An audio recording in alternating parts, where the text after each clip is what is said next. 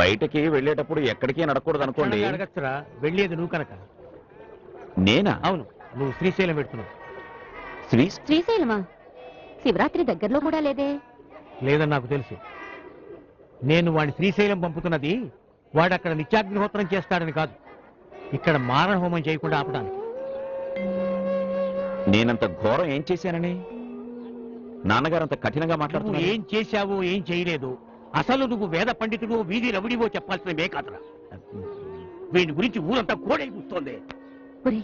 ఏమిట్రా అసలు ఏం జరిగిందో నాతోనైనా చెప్పు.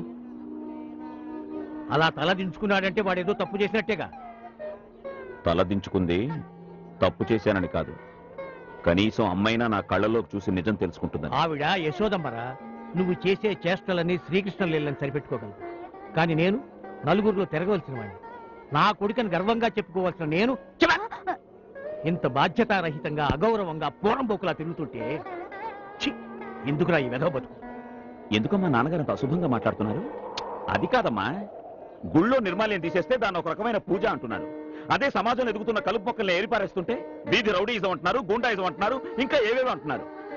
ఇందాక నుంచి కోడై కూస్తోంది అని ఆయన అంటున్నారే. కోడై కూస్తోంది వాళ్ళ బతుకుల్ని బాగు చేయమని, వాళ్ళ చీకటి జీవితాల్లో వెలుగు నింపమని. అంధకారంలో మగ్గుతున్న వాళ్ళకి ప్రవచనాలు చెప్తేనో ప్రసాదాలు పంచిపెడితేనో వాళ్ళ బతుకులు బాగుపడవు, వాళ్ళ కడుపులు నిండవు. వాళ్ళ మాటేమో గాని నీ మాటలతో మా కడుపు నిండిపోయింది. ఇంకేమే, ధర్మ సంస్థాపనార్థం శ్రీకృష్ణుడే పుట్టాడు అటనా వెళ్ళిటన్నా వెళ్ళు.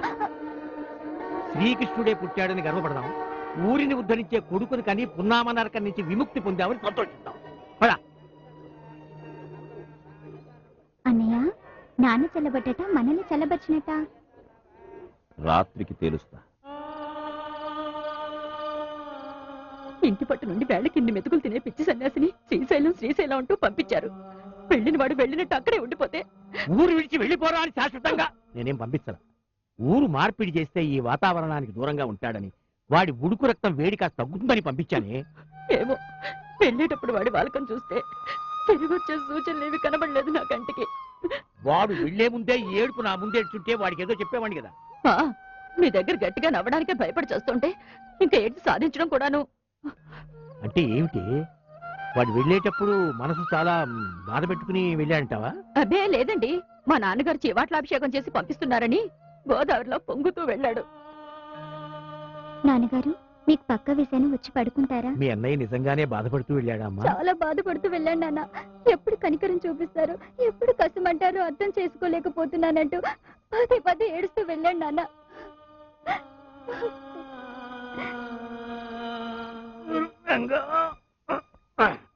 శ్రీరంగా, నీకెంతో భక్తితో నిష్ఠతో పూజలు చేసి ఏడుస్తున్నానే, దానికి వరంగా నాకు ఈ పిచ్చి కోపం ఆవేశం ఇస్తావా?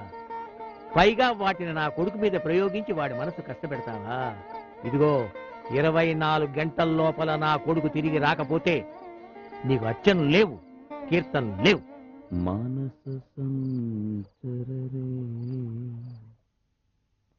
మానస సంచరరే బ్రహ్మణి మానస సంచరరే. ఎందుకా ముసిముసి నవ్వులు? గొప్పగా నాటకం ఆడారుగా, గట్టిగానే నవ్వండి. గట్టిగా అంటే అంత గట్టిగా కాదు.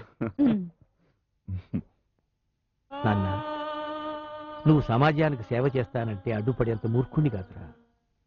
మా నాన్నగారు కూడా స్వాతంత్రోద్యమంలో జైలుకు వెళ్ళినాయని, కానీ వాళ్ళు 11 మంది అన్నదమ్ములు. కానీ నువ్వు నాకు ఒకే ఒక్క కొడుకువిరా, అదే నా బాధ.